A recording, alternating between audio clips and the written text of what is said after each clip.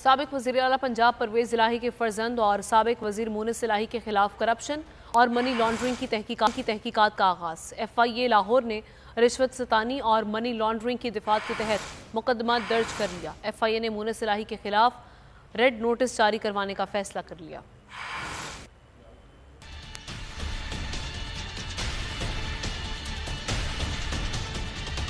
मुनिस इलाही पर करप्शन और money laundering के इल्जामात। FIA ने मुकदमा दर्ज करके तहकीकात शुरू कर दी। मुनिस इलाही पर बहैसियत वफाकी वजीर आबी ज़खायर अरबों रुपए की करप्शन और करोड़ों रुपए रिश्वत वसूली का इल्जाम है। FIA ने मुकदमे में इल्जाम लगाया है कि मुनिस इलाही ने इख्तियारात का नाजायज इस्तेमाल किया और करप्शन और रिश्वत सतानी से कमाई गई रकम की लॉन्ड्रिंग की। मुनिस इलाही ने अपने फ्रंटमैन आमिर सुहेल के जरिए अपनी फैमिली और दीगर मुल्जिमान के अकाउंट्स में रकूम जमा करवाई।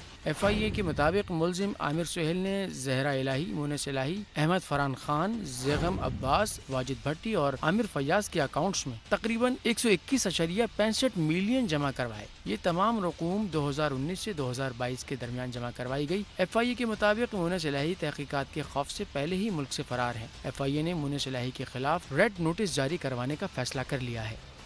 चीफ जस्टिस उमर अता बंदियाल ने सुप्रीम कोर्ट